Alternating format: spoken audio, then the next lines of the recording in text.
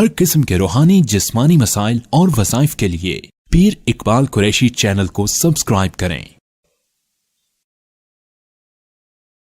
ایام ذی الحجہ جن کا ابھی آغاز ہے، اللہ نے ان میں بڑی برکت اور خاصیت رکھی ہے۔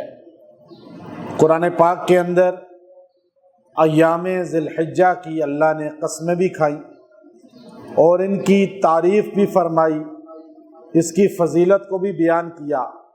رمضان کے بعد جو سب سے افضل ایام ہیں وہ ایام ذی الحج ہیں۔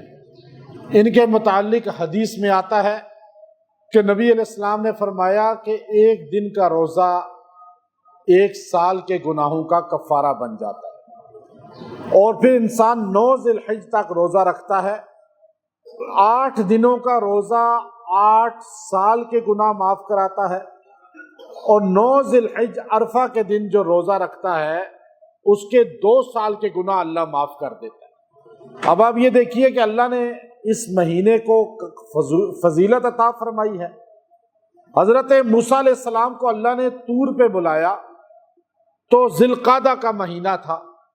امام قرطبی رحمۃ اللہ علیہ تفسیر قرطبی میں لکھا، اللہ نے کہا وَوَاعَدْنَا مُوسَىٰ 30 لَيْلَةً وَأَتْمَمْنَاهَا بِعَشْرٍ۔ اللہ نے کہا 30 لیلہ، اللہ نے کہا موسیٰ آپ 30 دنوں کے لیے کوئی طور پر آ جائیں، چلہ کشی کریں، اللہ کے حضور مراقبہ میں بیٹھ جائیں، اعتکاف کریں۔ 30 دن آپ نے طور پر اعتکاف کرنا ہے۔ جب موسیٰ علیہ السلام نے 30 دن پورے کیے تو ذی القعدہ کا مہینہ ختم ہو گیا، تو چاند نکل آیا ذی الحج کا، تو اللہ نے فرمایا فَتَمَّ مِيقَاتُ رَبِّهِ 40 لیلہ، موسیٰ اب یہ 10 دن بھی پورے کر کے چلہ پورا کرے۔ اللہ نے جو اضافی 10 دن دیے جو اصل بننے کے تھے، جو شریعت اور تورات ملنے کے تھے، وہ ایام ذی الحج تھے۔ اب یہ 10 دن موسیٰ علیہ السلام نے پورے کیے، تو 10 ذی الحج کو جب عید کا دن ہوتا ہے، موسیٰ علیہ السلام کو اللہ نے تورات عطا فرما دی طور پر، تو اب یہ 10 دن امت مسلمہ کو عطا فرما دیے جو موسیٰ کلیم اللہ کو 40 دن دیے تھے۔ اللہ نے ہمیں ضعف کی وجہ سے 10 دن عطا کیے اور فرمایا کہ تم روزہ رکھو، 1 سال کا گناہ ایک روزے پہ معاف ہو جائیں گے، اور عرفہ کا روزہ رکھو گے 1 سال حال اور ایک فیوچر کا، اگلا سال جو استقبال کا ہے، مستقبل کا ہے، اللہ اس کے گناہ بھی معاف کر دے گا۔ شارحین حدیث نے لکھا کہ یہ حدیث بتاتی ہے کہ جو عرفہ کا روزہ رکھے گا اللہ اسے 1 سال کی زندگی اور عطا فرما دیں گے، اللہ اس کی عمر کو لمبا کر دیں گے، جو کہ فرمان مصطفیٰ پورا ہوگا کہ جو عرفہ کا روزہ رکھے گا 1 سال اگلے تب گناہ معاف ہوں گے جب زندہ رہے گا، تو اس لیے اللہ اسے زندگی دے دے گا۔ تو اب یہ اللہ کی طرف سے احسان ہے۔ اللہ کا والفجر ولیال عشر، اللہ نے پہلے کہا والفجر، یہ فجر کی قسم۔ یہ ذی الحج کا جب مہینہ شروع ہوتا ہے، جب ذی القعدہ کی آخری تاریخ ہوتی ہے، چاند ذی القعدہ کا ختم ہوتا ہے، ذی الحج کا نمودار ہوتا ہے، چاند رات ہوتی ہے وہ، اور جیسے ہی چاند آپ کو نظر آئے اس رات کی اللہ جو صبح نکلتی ہے اس کی قسم کھاتے ہوئے کہتا ہے والفجری، مجھے اس رات کے بعد دن کی طلوع ہونے کے فجر کے وقت کی قسم۔ مفسرین نے لکھا، اور امام رازی رحمۃ اللہ علیہ تو اس بات کے بادشاہ ہیں کہ آپ جب تفسیری آپ کے نکتے ہیں جو آج کے دور میں وظائف کی شکل میں آپ بیان اس زمانے میں کر کے چلے گئے، آج کی ضرورتوں کو پورا کر کے آپ نے کہا جب ذی الحج کا صبح طلوع آفتاب ہو اور صبح صادق ہو، یا فجر کی نماز سے پہلے یا فجر کے بعد جو سورہ فجر پڑھ لے گا، اللہ اس کے لیے پورا سال رزق کے دروازے کھول دیں گے۔ اللہ اس پہ فتوحات کے، راحت کے، سکون کے دروازوں کو کھول دے گا۔ والفجر ولیال اور اللہ کہتا ہے یہ فجر جو تم دیکھ رہے ہو اور تم ماہ ذی الحج کی پہلی فجر ہے، تمہیں کیا پتا اللہ عرش پہ اس کی قسمیں کھا رہا ہے۔ اب بعض نے کہا نہیں، امام چند مفسرین ابن کثیر رحمہ اللہ بھی اس میں کہنے لگے یہ والفجر ولیال عشر، یہ 10 راتیں آخری رمضان کی ہیں، لیکن کثیر تعداد مفسرین اور راجح قول یہی ہے۔ مفتی شفیع صاحب رحمۃ اللہ علیہ نے معرف القرآن میں بھی اسی کو لکھا، علامہ علوسی نے اسی کو لکھا، اور تفسیر مدارک نے اسی کو لکھا، اور اسی طرح جو ہے معالم التنزیل نے اسی کو لکھا، بڑے بڑے اور مفسرین نے اسی کو لکھا کہ والفجر اللہ کہتا ہے جو ذی الحج کی صبح فجر کا وقت ہے وہ اصل میں اللہ سے مانگنے کا وقت ہے، اس کی اللہ نے قسم کھا دی۔ اور اللہ قسم کیوں کھاتا ہے؟ تبیان من اقسام القرآن، التبیان من اقسام القرآن، ابن قیم رحمۃ اللہ علیہ کی کتاب ہے، آپ نے اس کے اندر لکھا اللہ کو قسم کھانے کی کیا ضرورت ہے؟ قسم وہ کھاتا ہے جو کسی کو یقین دلاتا ہے کہ اللہ کی قسم میں نے یہ غلطی نہیں کی، اللہ کی قسم میں آپ کے حق میں ہوں۔ لوگ قسمیں یوں کھاتے ہیں نا، میں قسم کھائے کہتا ہوں کہ میں آپ سے محبت کرتا ہوں، یا میں قسم کھاتا ہوں میں آپ سے نفرت نہیں کرتا۔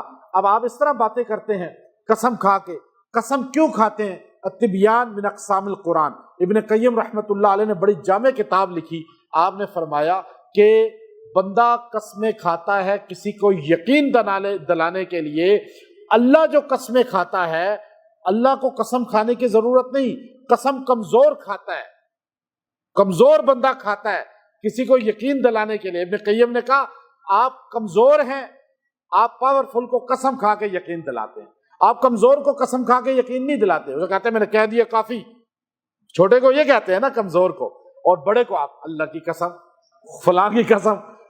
آپ نے کہا اللہ قسم کیوں کھاتا ہے؟ اللہ کوئی کمزور ہے؟ کہا نہیں، اللہ تعالی ہم سے محبت کرتا ہے، اللہ ہم سے محبت کا اظہار اپنی قسم میں کھا رہا ہے، ورنہ کبھی ایسا نہیں ہوا کہ کمزور آدمی قسم کھاتا ہے طاقتور نہیں کھاتا۔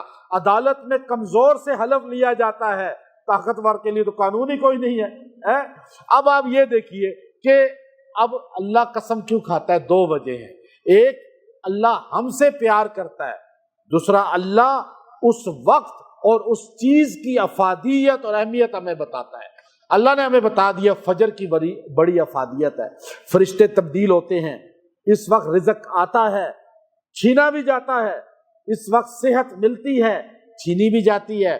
اللہ نے کہا والفجر، یہ بڑی بہترین فجر ہے، اس کی قسم اللہ کھا رہا ہے، کم سے کم اس کی تو قدر کریں، اس مہینے کی پہلی فجر میں تو کچھ پڑھ لیں۔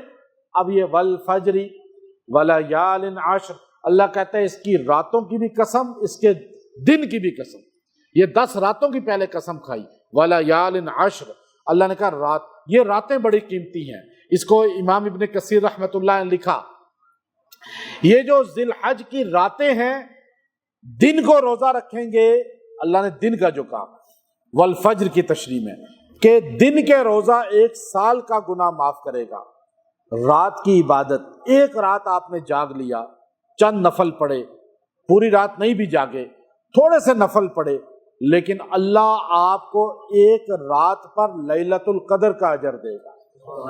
اس کی 10 راتیں 10 لیلۃ القدر ہیں، اب کون اس کی قدر کرے؟ اسی لیے تو اللہ نے قسم کھائی والفجر، میں قسم کھا کے کہہ رہا ہوں یہ وقت ضائع نہیں کرنا۔ ولیال عشر، یہ 10 راتیں ہیں، 10 راتیں، 10ویں رات تو بڑی قیمتی ہے، اور اس سے پہلے 9ویں رات اس سے بھی قیمتی ہے۔ اللہ نے ان کو قیمتی بنا دیا، ہر رات کو قیمتی۔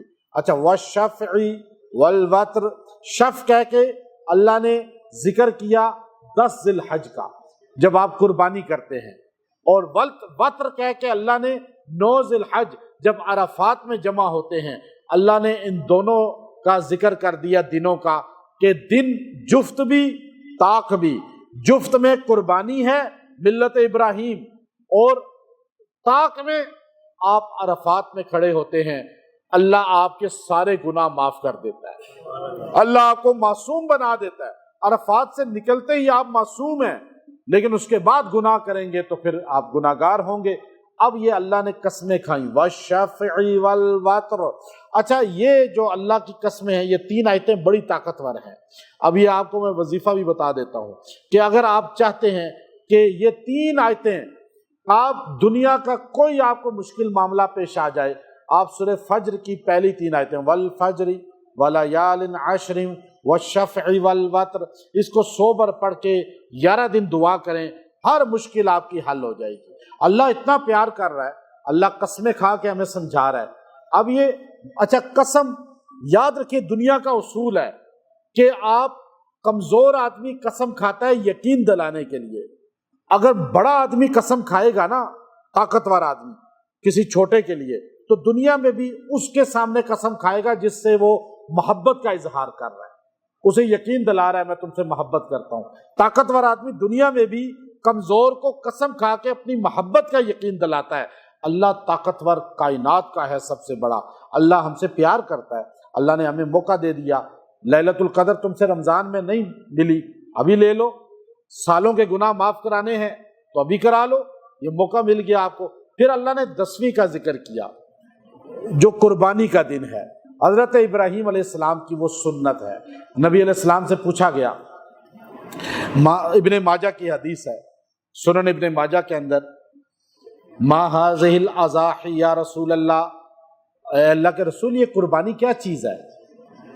فرمایا سنت ابیکم ابراہیم، یہ تمہارے باپ ابراہیم علیہ السلام کی ادا ہے، ان کی سنت ہے۔ پھر پوچھا یا رسول اللہ اس پر ملے گا کیا؟ فرمایا لکل شعرۃ حسنہ، ہر بال پر ایک نیکی ملے گی۔ فالصوف یا رسول اللہ، اللہ کے رسول کھال پہ کیا ملے گا؟ کہ کھال پر بھی تمہیں اجر ملے گا، ہر چیز پر اجر ہے۔ پھر سنن ترمذی کے اندر عبداللہ بن عمر رضی اللہ تعالیٰ کی وہ روایت ہے، آپ نے فرمایا کہ نبی علیہ السلام 10 سال مدینہ منورہ رہے، اور آپ نے 10 سال لکل سنۃ، آپ نے ہر سال جو ہے قربانی کی، ہر سال آپ نے قربانی کی، ہر سال آپ نے قربانی کر کے بتایا کہ آپ اپنے باپ ابراہیم علیہ السلام کی سنت کو زندہ کر رہے ہیں۔ اور پھر آپ نے جو ہے امت کو میسج دیا کہ اب امت بھی قربانی کرے۔ پھر قربانی کا حکم ابراہیم علیہ السلام سے پہلے کا بھی تھا، اذ قربا قربا فتقبل من احدہما ولم يتقبل من الآخر قال لأقتلنک قال انما يتقبل اللہ من المتقین۔ اچھا اب آدم علیہ السلام کے 2 بیٹے تھے، قابیل اور حابیل، دونوں نے قربانی کی، لیکن ان کی قابیل کی قربانی قبول نہیں ہوئی، حابیل کی ہو گئی۔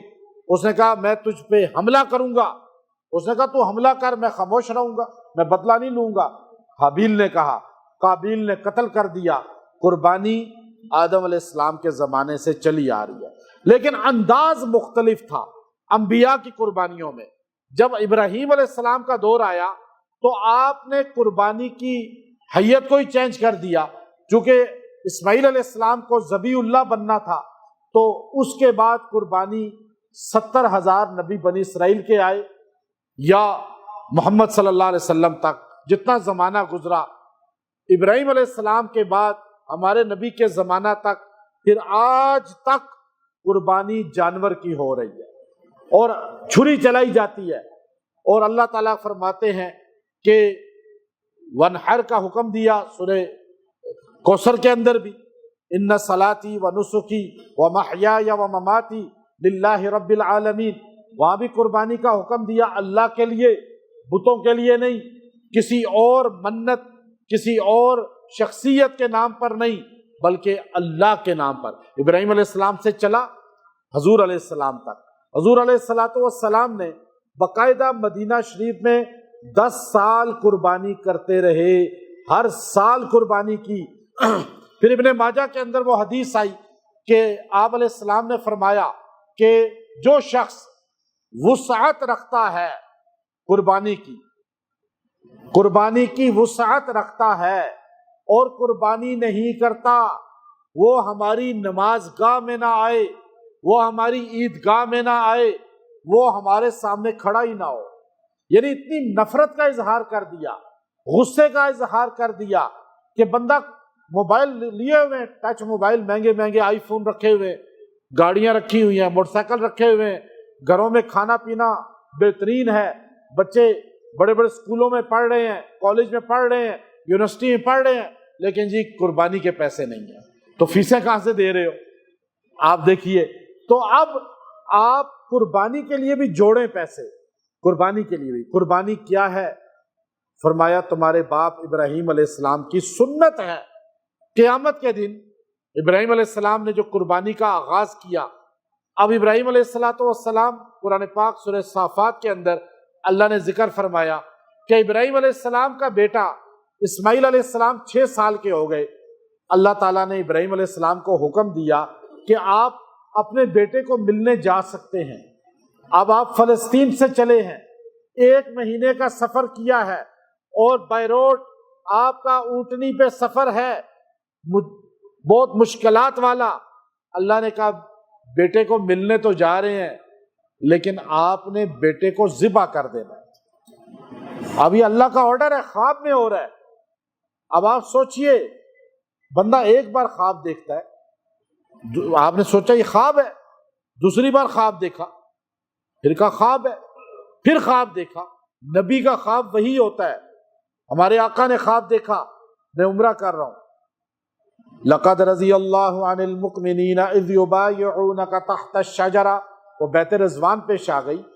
اللہ کے یہ جب مرتبہ ملتا ہے نا ساتھ والوں کو، اللہ تعالیٰ خواب نبی کو دکھاتے ہیں۔ اللہ نے 1400 صحابہ کو جنت کا سرٹیفکیٹ دینا تھا اس وقت کے، بعد والے سارے ہی جنتی ہیں، لیکن اس وقت جو زندہ تھے اس وقت تک اللہ نے نبی کو خواب دکھا دیا۔ نبی نے کہا بھائی میں نے خواب دیکھا ہے، عمرے پہ جا رہا ہوں، احرام باندھا ہے۔ صحابہ نے کہا آپ حکم کریں، وہی اسماعیل علیہ السلام نے کہا، صحابہ نے کہا حکم کریں، چلو احرام باندھو۔ وہ مدینہ سے چلے، 1400 صحابہ ساتھ۔ اب وہ عمرہ ہوا نہیں، یہاں قربانی ہوئی نہیں، لیکن اس عمرے پہ جانے والے سارے بخشے گئے۔ یہاں قربانی ہوئی نہیں، لیکن قربانی کا اجر مل گیا، اور قیامت تک امت محمدیہ کو رتبہ مل گیا، وہاں اصحاب پیغمبر کو رتبہ مل گیا۔ اب وہ بھی اللہ نے خواب دکھایا، یہاں بھی خواب دکھایا۔ اب آپ سوچئے، آج آپ کو کوئی خواب میں کہے کہ حضور میں نے خواب دیکھا کہ آپ مجھے 2 لاکھ روپیہ دے رہے ہیں مسجد کے لیے، آپ کہیں گے شیطانی خواب ہوگا مسجد کے لیے۔ اور اگر میں کہوں کہ حضور میں نے خواب دیکھا کہ میں آپ کو 2 لاکھ روپیہ دے رہا ہوں، تو آپ کیا کہیں گے؟ سچا خواب ہوگا۔ ایسا ہی ہے نا؟ تو اب آپ دیکھیے، یہاں تو خوابوں کی تعبیریں چینج کی جاتی ہیں۔ اب پیغمبر خواب دیکھ رہے ہیں، اس سے رہے ہیں۔ اب آپ سوچئے، ابراہیم علیہ السلام خواب دیکھ رہے ہیں، ابراہیم علیہ السلام 6 سال کے بچے سے پوچھ رہے ہیں۔ اب اس بچے کو کس نے تربیت کی ہے؟ کون سے مدرسے نے، کون سے اسکول کالج نے، کون سے پیر و مرشد نے، کون سی تبلیغی جماعت نے، کون سی تحریک نے؟ 6 سال کا بچہ ابا کی انگلی پکڑے ہوئے جا رہا ہے، سفید کپڑے پہنے ہوئے ہیں، مینا کی طرف گامزن ہے، مکہ کی وہ سرزمین ہے، اور جبل ابو قبیس ہے، وہ وہاں سے چلتے ہیں، باپ انگلی پکڑتا ہے، پیدل جا رہا ہے۔ اور جو سرنگوں سے ہم گزرتے ہیں، عارف صاحب تو مکہ میں ہی رہے ساری زندگی، اب یہ سرنگوں سے گزرتے ہیں مینا کی طرف، وہ رستہ ہے جہاں ابراہیم، یہ ابراہیم خلیل روڈ بھی اس لیے پڑی اس کا نام کہ گزرے ادھر سے تھے۔ اب وہ شارع ابراہیم خلیل سے ہوتے ہوئے آگے مڑے اس طرح۔ اب آپ دیکھیے کہ بچہ جا رہا ہے، ابا نبیوں کا باپ ہے، اس بچے کی نسل سے خاتم الانبیاء نے پیدا ہونا ہے، ہمارے محبوب پیغمبر نے پیدا ہونا ہے، اور ہاتھ جس نے پکڑا ہوا ہے وہ ہمارے پیغمبر کے دادا ہیں، جن سے 70,000 نبیوں نے چلنا ہے۔ خواب دیکھنے والا خلیل ہے۔ حضرت خلیل خواب دیکھا، بیٹے کو ذبح کر رہا ہوں، بیٹے کی گردن پہ چھری چلا رہا ہوں۔ آپ نے اپنے بیٹے کو انگلی پکڑے ہوئے کہا، بیٹا انی ارا فی المنام، انی ارا فی المنام، میں خواب میں دیکھ رہا ہوں، انی اذبحوک، انی اذبحوک، کہ میں تجھے ذبح کر رہا ہوں، فانظر تو دیکھ ماذا ترا، اب کیا کروں میں، اب میں کیا کروں؟ فتویٰ مانگ رہا ہے باپ اپنے بیٹے سے، 6 سال کا بیٹا فتویٰ دے رہا ہے اور باپ کہہ رہا ہے بیٹا تو بتا اب میں کیا کروں۔ یہ تربیت کہاں سے ہوئی ہے؟ ماں کی گود سے۔ جو ماں کی گود ہے نا بچے کی، 6 سال 7 سال، یہ 7 سال کا بچہ ہے، بعض نے کہا 6 سال، بعض نے کہا 7 سال ہے عمر، 6 سال اور 7 سال عمر ہے بچے کی اصل۔ ابن قیم رحمت اللہ علیہ نے لکھا اپنی کتاب کے اندر، خالی کیسٹ ہے یہ 6-7 سال کا بچہ، جو ریکارڈ کریں گے موت تک وہی نکلے گا۔ بچہ نہ سمجھیں، اسے مسجد میں لائیں، اسے اللہ والوں سے ملاقات کرائیں، اسے دین کے بچے نظر ہی نہیں آتے، ابھی مسجدوں میں بچے نظر، ابھی کوئی بچہ ادھر نظر ہی نہیں آ رہا، یہ 2-3 ہے۔ جس مسجد میں بچے نظر نہ آئیں اس کا مستقبل تاریک ہو جاتا ہے قوم کا، وہ قوم یتیم ہونا شروع ہو جاتی ہے دین سے، کیونکہ وہ بچے یہاں، میں چھوٹا سا تھا، ہم یوں مسجد میں جا کے بیٹھتے تھے، ہماری 7 نسلوں میں عالم حافظ کوئی نہیں ہے، پچھلی کوئی نسلوں میں نہیں ہے، بعض وہ تبلیغی جماعت والوں کو سن سن کے، مولانا طارق جمیل صاحب کو سن سن کے مجھے بچپن میں شوق ہوا کہ یہ اس طرح بیان کرنا چاہیے، ایسے بننا چاہیے، وہ اگر میں نہ جاتا تو شاید آج نہ بنا ہوتا۔ آپ کہیں جی بڑا آدمی بن جائے، وہ نہیں بنے گا۔ 14 سال کا بچہ آپ کے سامنے باغی بن کے کھڑا ہوگا، 14 سال کے بچے کی ایج بننے کی نہیں ہے۔ یہ ماں ظلم کر رہی ہے اور باپ جو چھوٹے بچے پہ محنت نہیں کرتے، انہیں آوارہ چھوڑ دیتے ہیں، موبائل سے کھیلو، یہ گیمیں کھیلو، نہ اللہ والوں کے ماحول میں نہ قرآن کے ماحول میں۔ 10 سال تک بچہ آپ کی مانتا ہے، 10 سال کے بعد آخر تک پھر آپ کو منواتا ہے، ایسا ہے یا نہیں؟ آپ پہلے درخت کی سیدھا کر دیں، درخت کی لکڑی کو، ایک بار ٹیڑھی ہو گئی نا تو اس ٹہنی کو آپ سیدھا کبھی۔ یہ ابراہیم علیہ السلام، ماں، آج کی مائیں اپنے بچوں کی تربیت نہیں کر رہی۔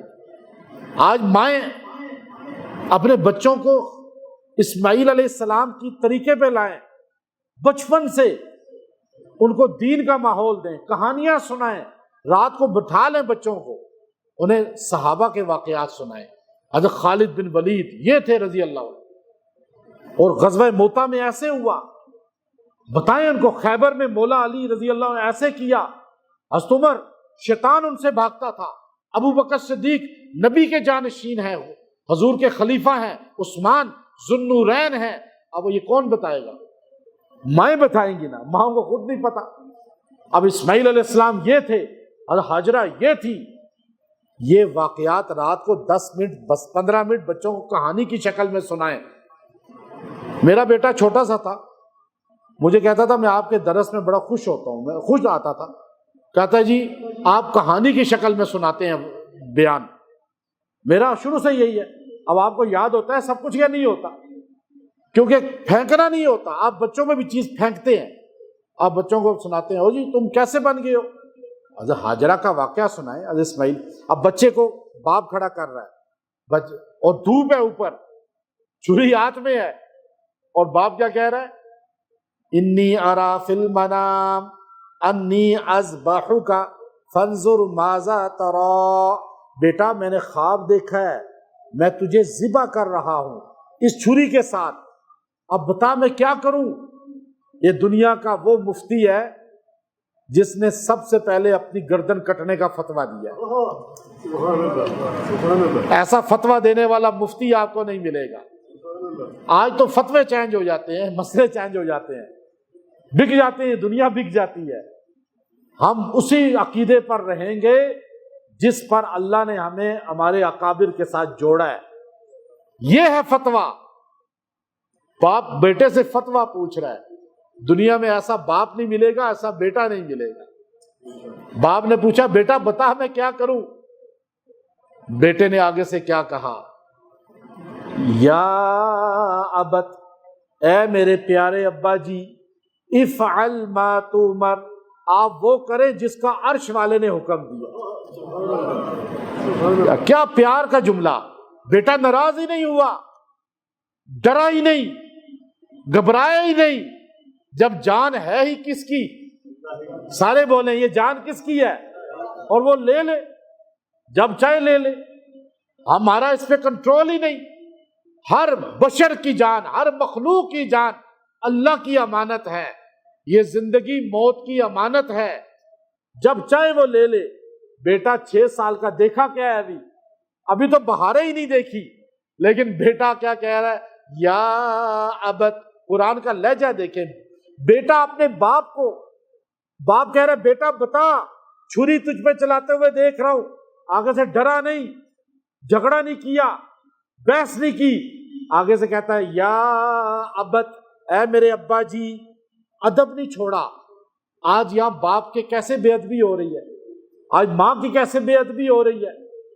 آج لالچ ہے. دو تنہا والے دن تو ابا کی عزت ہوتی ہے، اور 15 تاریخ کے بعد عزت ہوتی ہی نہیں ہے.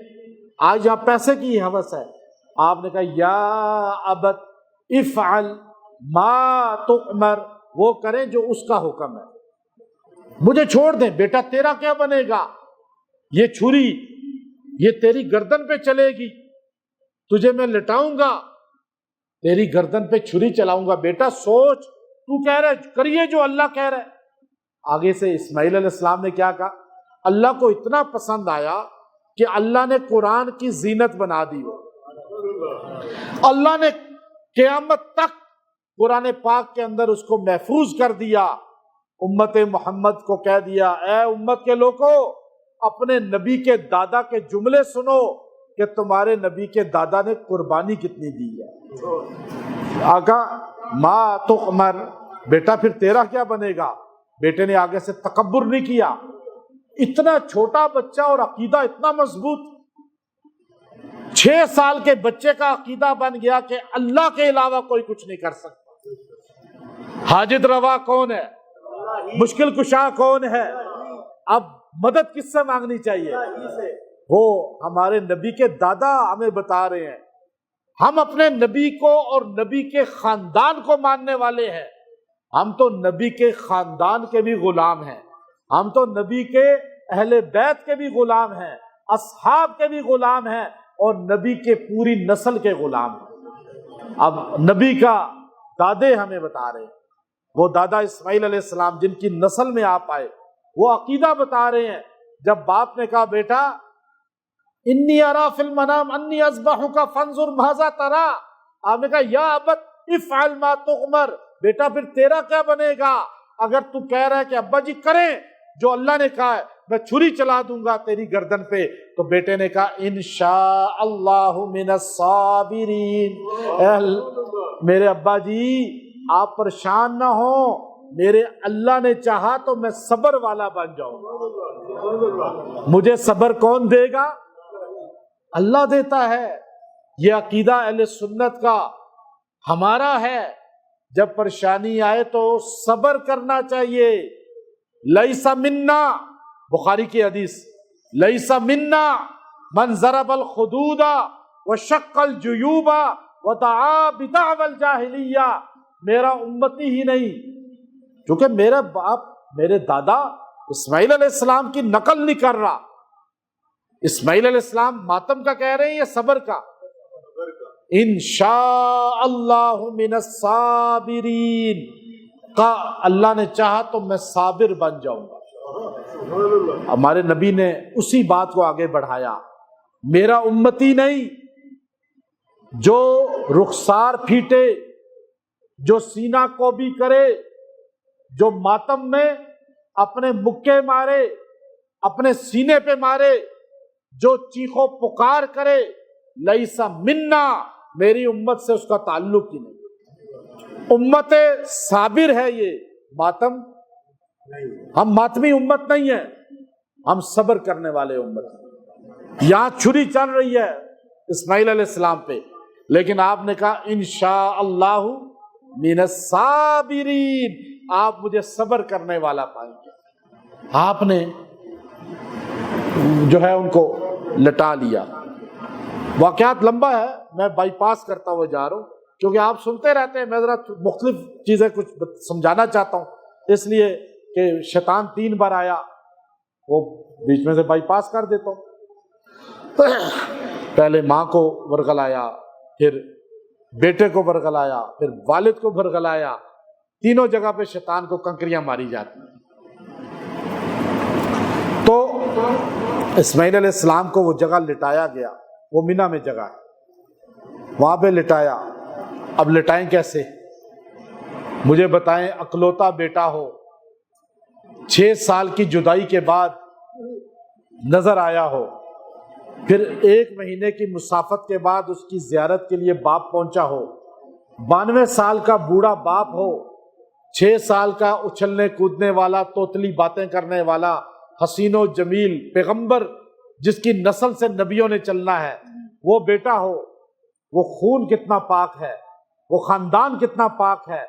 اب وہ بچہ، باپ اس کو کیسے اپنی آنکھوں کے سامنے ذبح ہوتے ہوئے دیکھے؟ یہاں تو جانور نہیں ہم سے دیکھا جاتا۔ اب والد نے کہا بیٹا سیدھا نہ لیٹنا، فلما اسلم وتلہ للجبین، اس کو جبین کے بل لٹا دیا، ماتھے کے بل، یوں ماتھا اس کا، تاکہ، اور چھری چلائی جا رہی ہے، چھری کو ہاتھ میں پکڑا ہوا ہے اور وہ چھری چلا رہے ہیں، اسلم للجبین۔ اب آپ چھری کو زور لگا رہے ہیں۔ پیغمبر میں 40 مردوں کی جنتی کی طاقت ہوتی ہے، دنیا کے 4000 مردوں کی۔ پیغمبر بھی خلیل ہیں علیہ السلام، اور آپ اپنی پوری طاقت استعمال کر رہے ہیں، اور اتنی طاقت، زور لگا رہے ہیں، زور لگا رہے ہیں، لیکن چھری کاٹ ہی نہیں رہی۔ اپنی آنکھوں پہ پٹی باندھی ہوئی ہے کہ بیٹے کی محبت نہ آ جائے غالب، اور چھری کو زور لگا کے چلا رہے ہیں، اپنی آنکھوں پہ پٹی باندھ لی، بیٹے کو ماتھے کے بل لٹا دیا، وَتَلَّهُ لِلْجَبِينِ۔ اب زور لگائے جا رہے ہیں، لگائے جا رہے ہیں، چھری نہیں چل رہی۔ پتہ چلا، آپ بتائیے، اہل سنت والجماعت کا بنیادی عقیدہ ہے کہ نبی خطا نہیں کرتا، نبی سے گناہ نہیں ہوتا، نبی معصوم ہوتا ہے۔ آپ بتائیں تو صحیح، اگر نبی کو علم غیب ہوتا کلی، تو نبی کو پتہ ہوتا کہ بیٹا ذبح نہیں ہونا، تو یہ سارا جو معاملہ آیا یہ وہ پیش ہی نہ آتا۔ آپ پہلے ہی کہتے ہیں میرا بیٹا ذبح ہی نہیں ہوگا، جنت سے مینڈھا آ جائے گا۔ علم غیب آپ کو نہیں تھا، وہاں اللہ نے نہیں بتایا تھا، اس لیے آپ محنت کرتے رہے۔ اگر جو بندہ کہتا ہے ہر بندہ ولی، ہر صحابی، ہر نبی مکمل علم غیب رکھتا ہے، وہ اہل سنت کے عقیدے سے نکلا ہوا ہے، اس لیے کہ تمہارا یہ کہنا بتاتا ہے، نعوذ باللہ، ریہرسل ہو رہی تھی ساری، جیسے ہمارے یہاں شوٹنگ ہوتی ہے، پتہ ہوتا ہے آخر میں ریئل مرے گا نہیں بندہ۔ یہاں پتہ تھا ابراہیم علیہ السلام کو؟ نہیں پتہ تھا۔ ابراہیم علیہ السلام تو اپنے بیٹے کو ذبح کر رہے تھے، لیکن یہ بات کہ بیٹا نہیں ذبح ہوگا، جنت کا مینڈھا ذبح ہوگا، یہ بات صرف کس کو پتہ تھی؟ صرف کس کو پتہ تھی؟ آپ کو کوئی بات سمجھ آئی ہے کہ غیب، فیوچر، کل کی خبر صرف کون جانتا ہے؟ جتنا چاہے کسی نبی کو بتا دے، لیکن مکمل کس کے پاس ہے؟ یہ بنیادی عقیدہ اپنا مضبوط کر لیں۔ اہل سنت کا، یہ سنی کا، تاویلات اہل سنت 40 جلدوں میں، ابو منصور ماتوریدی کی کتاب ہے رحمۃ اللہ علیہ کی، آپ نے بنیادی عقیدہ لکھا۔ اگر تم کہو گے حضرت خلیل کو پتہ تھا تو گویا کہ شوٹنگ ہو رہی تھی، نعوذ باللہ یہی ہوگا نا۔ پھر ہمیں پتہ ہے کہ نہیں پتہ تھا، تو پھر علم غیب کس کے پاس ہے؟ اب بات سمجھ آ گئی؟ جیسے آپ کہتے ہیں نبی ہر جگہ نہیں، نبی مکہ میں تھے تو مدینہ میں تھے تو مکہ میں، ہم مکی آیتیں اور مدنی اور مکی صورتوں میں تقسیم کرتے ہیں نا، کیوں کرتے ہیں؟ ہم کہتے ہیں نبی کی مکی زندگی جب مکہ میں تھے تو مدینہ میں، جب مدینہ میں ہے ابھی قبر میں تو مکہ میں، نبی روزے میں ہے تو مکہ میں، نبی روزے میں ہے تو پاکستان میں۔ یہ عقل کی چیزیں سمجھنی ہے۔ محبت میں تو نبی ہر جگہ ہے، ہمارے سینے میں بھی ہے، ہمارے دل میں ہے، ہر جگہ ہمیں محسوس ہوتے ہیں، محبت محسوس ہوتی ہے، ہر جگہ محسوس ہوتے ہیں۔ تو ابراہیم علیہ السلام نے چھری چلا رہے، چھری تیز نہیں ہے، غالباً خون نہیں نکل رہا، ہاتھوں پہ تپش نہیں فیل ہو رہی، آپ نے پتھر ساتھ رکھا تھا، چھری کو زور سے مارا، پتھر 2 لخت ہو گیا۔ اب اللہ کی طرف سے یہ آرڈر تھا۔ اب اس بات کو ابن جوزی لکھتے ہیں کہ یہ اللہ کا غیبی نظام تھا کہ حضرت یوسف علیہ السلام کو جب گرایا جا رہا تھا تو حضرت جبرائیل کو تیزی کے ساتھ بھیجا کہ زمین پہ نہ گرنے پائیں، یوسف علیہ السلام اس کنویں میں زمین پہ نہ گرنے پائیں۔ یہاں اللہ کا آرڈر تھا، چھری نے نہیں چلنا، نبی چاہ رہا تھا چل جائے، لیکن حکم کس کا چلا؟ اب پتہ چلا حکم کس کا چلتا ہے؟ نبی چاہ رہا ہے چھری چلے، اللہ چاہ رہا ہے چھری۔ اب بتائیں اللہ کی چلی ہے نبی کی؟ نبی کہہ رہے اللہ خوش ہو جائے چھری چل جائے، اور چھری بھی تو آگے سے نبی نے جب پتھر پہ مارا، ابن جوزی کہتے ہیں امیر شریعت عطا اللہ شاہ بخاری رحمۃ اللہ علیہ اس واقعے کو عقیدے کی شکل میں بڑا مفصل بیان کرتے تھے۔ تو آپ فرمایا کرتے تھے کہ لوگوں، چھری کو جب پتھر پہ مارا تو چھری نے پتھر کو 2 لخت کر دیا، تو آپ نے فرمایا کہ چھری پتھر پہ چلتی ہے، اسماعیل پہ نہیں چلتی۔ تو چھری نے بزبان حال کہا کہ آپ ایک بار چلاتے ہیں، عرش والا 70 بار کہتا ہے رک جا۔ وہ چلانے، آگے چلنے اور چھری کے چلانے کے لیے راضی نہیں ہے، وہ چاہتا نہیں ہے کہ اسماعیل ذبح ہو جائے۔ اب وہ چھری چلا رہے ہیں، آپ کہتے ہیں جی بیڑا پار سارے کر سکتے ہیں، اللہ نہ چاہے تو کوئی بیڑا پار۔ اب یہ کتنے بڑے عقیدے نکل رہے ہیں، یہ کوئی میری باتیں ہیں؟ آپ بتائیں کوئی ادھر ادھر کے قصے کہانی ہے، یا آپ بچپن سے سنتے آ رہے ہیں؟ نہیں، بچپن سے سنا نا۔ نبی چاہ رہا ہے بیٹا ذبح ہو، اللہ چاہ رہا ہے بیٹا، اللہ نے کہا ہے بیٹا ذبح کرو، اللہ دیکھ رہا ہے آزمائش قربانی کتنی دینا چاہتا ہے۔ اب نبی نے دیکھا کہ گرم خون ہاتھوں پہ گر گیا، اب نبی نے ایک دم جو ہے اللہ اکبر کہا اور کہہ کر چھری کو چلایا، تو جب پھر خون گرا تو آپ نے کہا اللہ اکبر۔ اب یہ آپ کو ایام تشریق کے تلبیہ میں مل گیا، اللہ اکبر اللہ اکبر۔ تو آپ نے یوں پٹی ہٹائی تو آپ نے سوچا بیٹا ذبح ہو گیا، خوشی سے کہا اللہ اکبر، لیکن دیکھا بیٹا تو مسکرا رہا ہے کھڑا ہوا، اور جبرائیل علیہ السلام کہہ رہے ہیں وَلِلَّهِ الْحَمْدُ جواب میں، اور آپ کو کہہ رہے ہیں اللہ تعالیٰ کی طرف سے کیا ہے وَفَدَيْنَاهُ بِذِبْحٍ عَظِيمٍ، بِذِبْحٍ عَظِيمٍ، ہم نے اس کی جگہ فدیے کے طور پہ دوسرا لے آئے ذبح کے لیے۔ وَتَرَكْنَا عَلَيْهِ فِي الْآخِرِينَ، آپ کی سنت کو میں نے بعد والوں کے لیے، سب کے لیے سنت بنا دیا، سب کے آپ کا ذکر عام کر دیا۔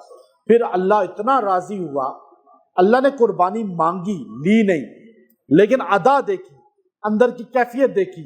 اللہ نے عرش سے کہا سلام علی ابراہیم، ابراہیم آپ کو میرا سلام ہو۔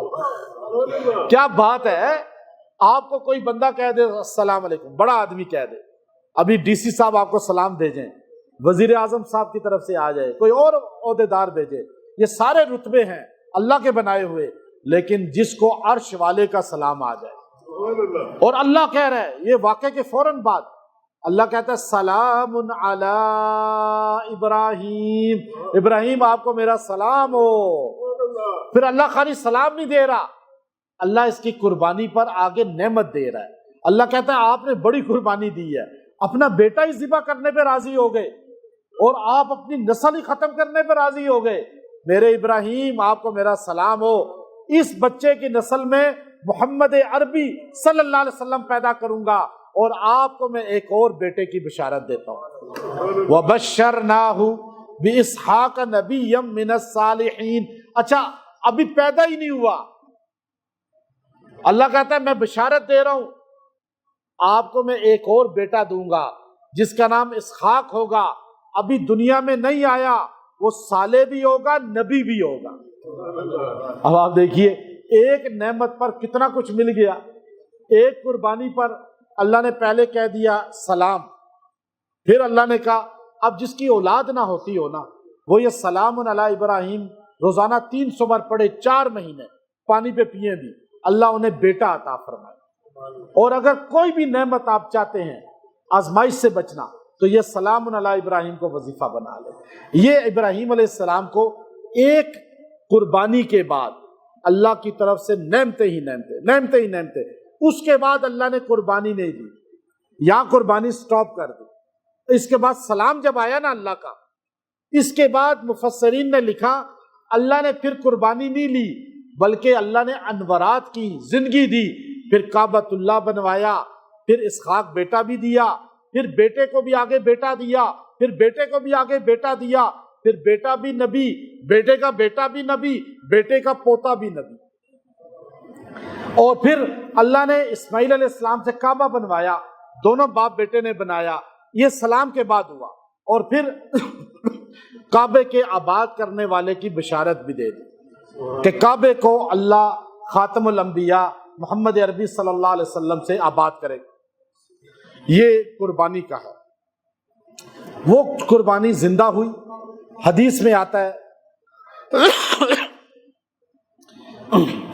کہ جب نبی علیہ الصلوۃ والسلام معراج کی رات جا رہے تھے تو جانور نے تھوڑی سی شوخی کی پہلے، تو حضور علیہ الصلوۃ والسلام نے جو ہے حضرت جبرائیل سے پوچھا کہ یہ بتاؤ کہ یہ جانور جو ہے، یہ براق جو ہے، تم نے کہا جنت میں اسی پہ بیٹھ کے جاؤں گا، کہ یا رسول اللہ آپ اس پہ بیٹھیں گے اور جنت میں داخل ہو جائیں گے۔ تو آپ نے براق پہ بیٹھنے سے تھوڑا سا تاخیر کر دی، پیچھے ہٹ گئے۔ اور جبرائیل نے کہا یا رسول اللہ آپ کس وجہ سے جو ہے وہ اس پہ بیٹھنے سے تاخیر کر رہے ہیں؟ کہا آپ نے کہا جنت میں اس پہ بیٹھ کے چلا جاؤں گا، میرا امتی پیچھے رہ جائے گا، میری امت جنت سے محروم ہو جائے گی بڑی تعداد میں نہیں چاہتا جب تک میرا امتی سارے جنت میں نہ چلے جائیں میں اس وقت تک نہ جاؤں۔ کہ یا رسول اللہ جنت کا جو آغاز ہے، جو اس کا افتتاح ہے، وہ آپ کے قدموں سے ہوگا، جنت کی چابی آپ کے پاس ہے۔ تو ایک اللہ کی طرف سے بڑی بشارت ملی ہے، حضرت جبرائیل نے کہا کہ آپ کا امتی جو قربانی کرے گا وہ قربانی قیامت کے دن سواری بن کر اسے پل صراط سے گزار کے جنت میں داخل کر دے گا۔ اب یہ ساری سواریاں ہیں ہماری، اور جب آپ بیٹھنے لگے تو جانور نے شوخی کر دی، حضرت جبرائیل نے ڈانٹا کہ تجھے پتا ہے یہ کون ہے؟ تو براق بولا میں جانتا ہوں، یہ خاتم الانبیاء ہیں، نبیوں کے آخری ہیں۔ جانور بھی جانتا ہے کہ محمد علیہ الصلوۃ والسلام آخری نبی ہیں، اور جو آپ کو آخری نبی نہیں مانتا وہ جانور سے بھی گیا گزرا ہے۔ جانور نے کیا کہا؟ یہ نبیوں کے، تو کہا شوخی کیوں کی؟ کہا میں وہ ہوں جس کے دادا کی پشت پر، یعنی براق، میں وہ خچر ہوں جس کی دادا کی پشت پہ نبیوں نے سواری کی ہے، حضرت عیسیٰ علیہ السلام نے، موسیٰ علیہ السلام نے، میں ان نسل میں سے ہوں، میں اپنی نسل کا آخری ہوں، یہ نبیوں کے آخری ہیں۔ تو مجھے خوشی اس بات کی ہے قیامت کے دن یہ میری پشت پہ سوار ہو کے جنت میں جائیں گے۔ تو اس لیے اللہ تعالیٰ قربانی آپ سب کو کرنے کی توفیق عطا فرمائے تاکہ اس پہ بیٹھ کے آپ جنت میں اگلا جمعہ بھی انشاءاللہ اس پہ مزید کروں گا۔ تکبیرات تشریق، اس کی جو دنیاوی فائدہ آپ کو بتا دوں، بسم اللہ الرحمن الرحیم۔ تکبیرات تشریق پڑھی جاتی ہیں 9 ذی الحج کی فجر سے 13 ذی الحج کی عصر تک، ایسا ہی ہے، پڑھتے ہیں نا آپ؟ اب یہ سارے مرد پڑھتے ہیں، عورتیں پڑھتے ہیں، یہ واجب ہے، لیکن اس کا فائدہ کیا ہے؟ انسان تو فائدے کے پیچھے بھاگتا ہے نا۔ میں آپ کو بتاؤں الحمدللہ آزمایا ہوا ہم نے دیکھا، اور میں نے پچھلے سال پہلے بھی بتایا، ایک اس سے اللہ تعالیٰ نسل کو دیندار کر دیتے ہیں، اولاد کو نسل خراب نہیں ہوتی، بے دین کوئی نہیں آئے گا، کوئی گمراہ نہیں پیدا ہوگا۔ دوسرا اللہ تعالیٰ رزق سے محروم نہیں کرے گا، وافر رزق دے گا۔ تیسرا اللہ تعالیٰ جو ہے آپ کو بلندی اور عروج عطا فرمائے گا۔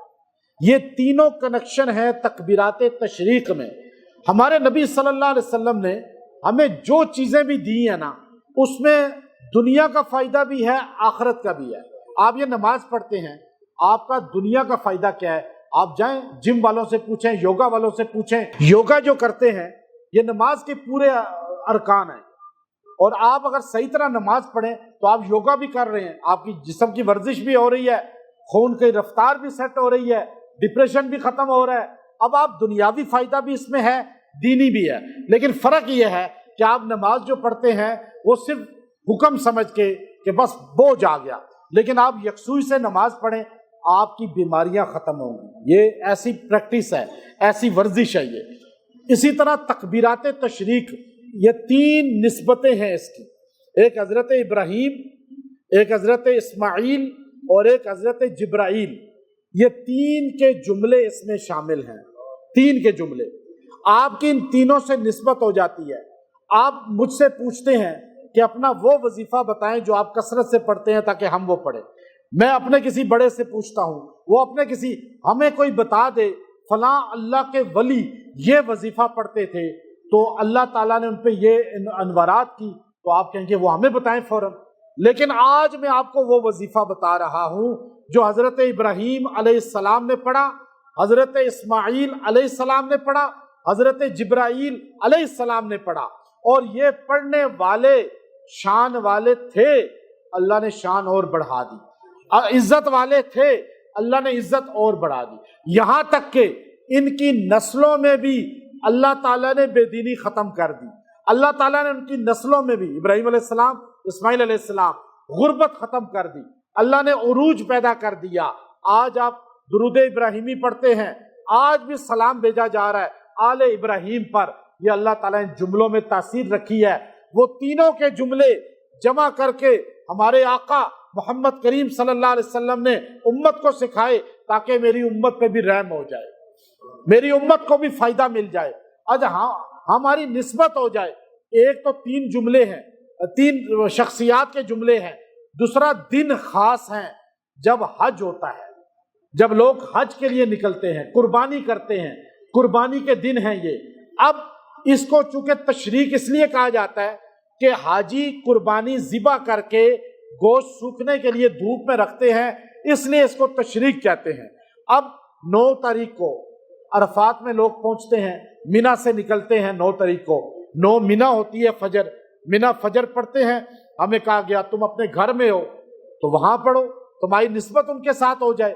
اب مینا میں نکلا یہ بندہ، فجر پڑھی، کہے گا اللہ اکبر، اللہ اکبر، لا الہ الا اللہ، اللہ اکبر وللہ الحمد۔ اب یہ جملہ کہے گا، وہ مینا والا کہہ رہا ہے، تو آپ کی نسبت کس کے ساتھ ہو جائے گی؟